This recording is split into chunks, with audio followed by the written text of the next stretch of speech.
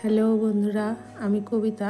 আজকে তোমাদের সামনে আমি চলে এসেছি নতুন একটা রেসিপি নিয়ে। তা আজকে আমি এসেছি ফুলকপি দিয়ে ডিমের তরকারি। এখন শীতকাল, ফুলকপি উঠে গেছে বাজারে, তো ফুলকপি দিয়ে ডিমের তরকারি বন্ধুরা একবার অবশ্যই করে খেয়ে দেখবে কেমন লাগে এই পদ্ধতিতে।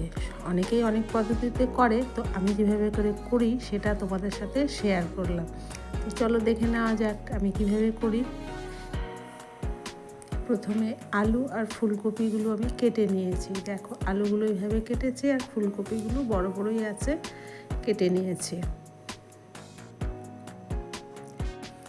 4টে ডিম নিয়েছি আমি। ডিমগুলো সিদ্ধ করে নিয়ে মাঝখান থেকে কেটে নিয়েছি, না হলে ভাজার সময় ফুটবে, তাই আমি চাকু দিয়ে কেটে কেটে নিয়েছি মাঝখান থেকে। গোটা জিরে নিয়ে নিয়েছি 2 চামচ।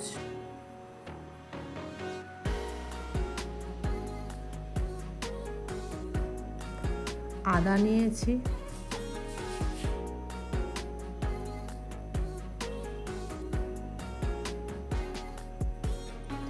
কিছুটা পরিমাণে এখানে আমি একটা গোটা রসুন নিয়েছি।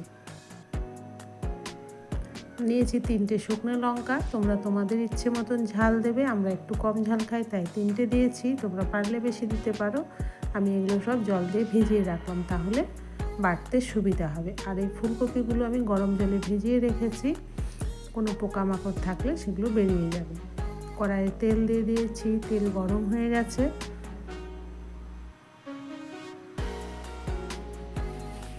ডিমগুলো ভেজে নিচ্ছি।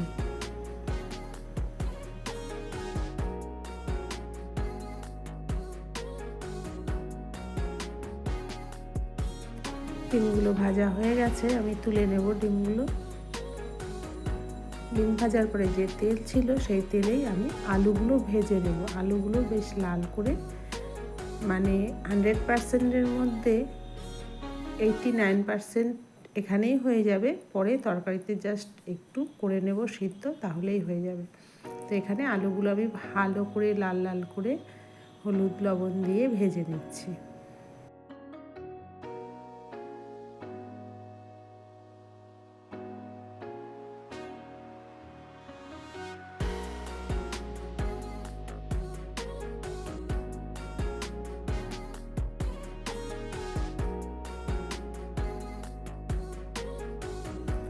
আলুগুলো ভাজা হয়ে গেছে লাল করে, আমি তুলে নিচ্ছি আলুগুলো।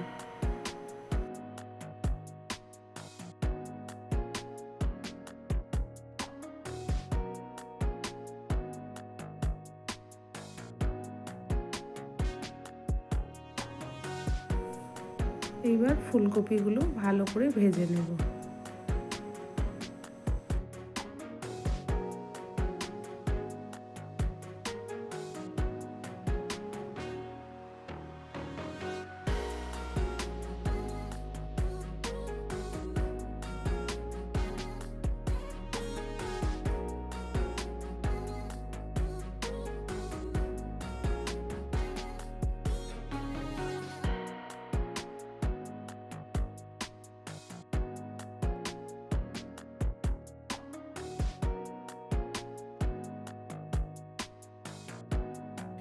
ফুলকপিগুলো আমি ভালো করে ঢেকে ঢেকে ভেজে নিয়েছি, এবার তুলে নেব।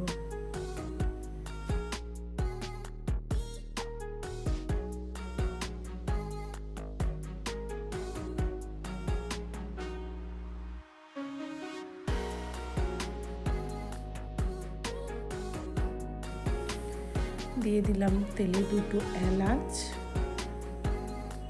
একটা দারচিনির টুকরো আর 2টো লবঙ্গ দিয়ে আমি তেলে ফোড়ন দিলাম। ফোড়নটা ভালো করে ভাজা হয়ে যাচ্ছে। বন্ধুরা, এলাচ যখন দেবে ফাটিয়ে দেবে, না হলে কিন্তু তেলে দিলে এলাচ ফুটবে, সেই জন্য সবসময় কিন্তু এটা সাবধান।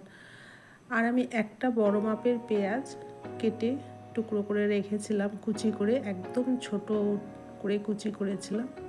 এবার তেলে দিয়ে সেটা ভেজে নেব।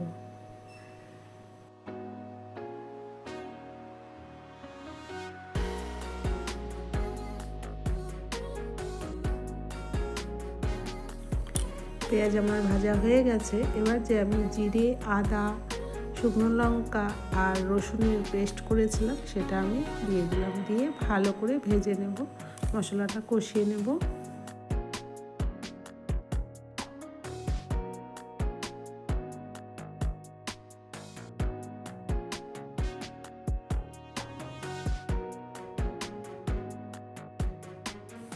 পরিমাণ মতন হলুদ দিয়ে দিলাম, দিয়ে ভালো করে নেড়ে নেব।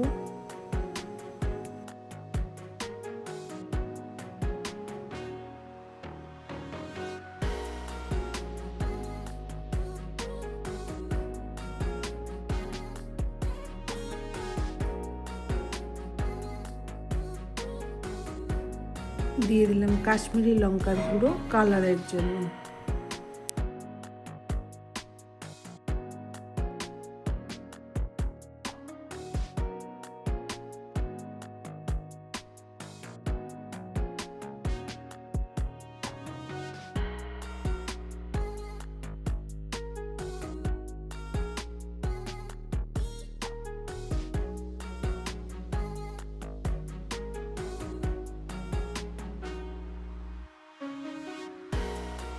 মশলা ভালো করে কষানো হয়ে গেলে এবার আমি একটা টমেটো পেস্ট করে রেখেছিলাম সেই টমেটো পেস্টটা দিয়ে দিলাম, দিয়ে ভালো করে নেড়ে চেড়ে কষিয়ে নেব যতক্ষণ না টমেটোর কাঁচা গন্ধটা চলে যায়।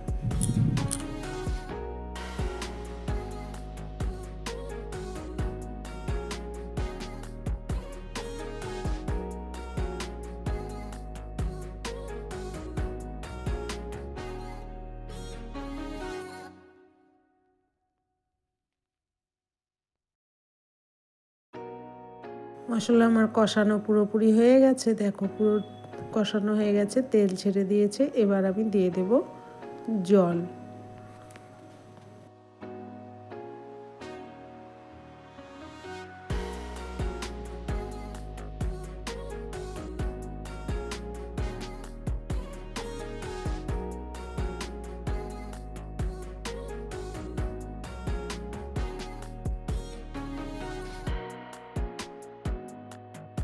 খুব বেশি জল দেওয়ার প্রয়োজন নেই, যেহেতু ফুলকপি আর আলু সিদ্ধ হয়ে গেছে ভাজতে ভাজতে, তো সেই জন্য কম পরিমাণেই জল দিলাম। আর এই তরকারি তো খুব বেশি ঝোল হয় না, তাই যতটুকু দরকার মানে অল্প পরিমাণেই জল দিয়েছি। ফুলকপি আলু দিয়ে দিলাম, ঝোলটা ফুটে গেছে, এবার একটু ফুটিয়ে নেব।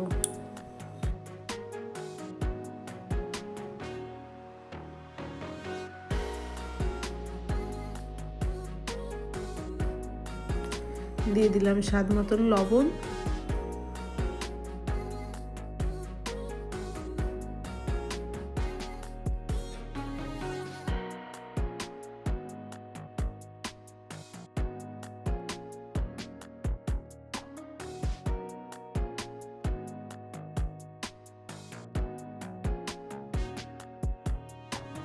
ঝোল ফুটে গেছে, এবার দিয়ে দিলাম ডিমগুলো দিয়ে একটু ফুটিয়ে নেব।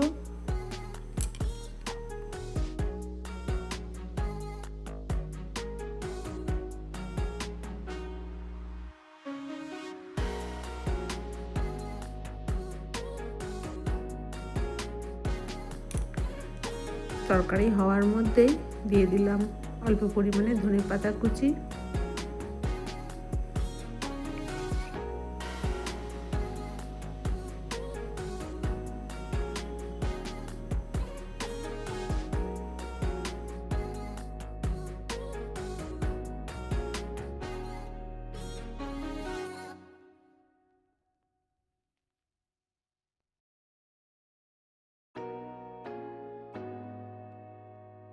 সবশেষে দিয়ে দিলাম গরম মশলার গুঁড়ো,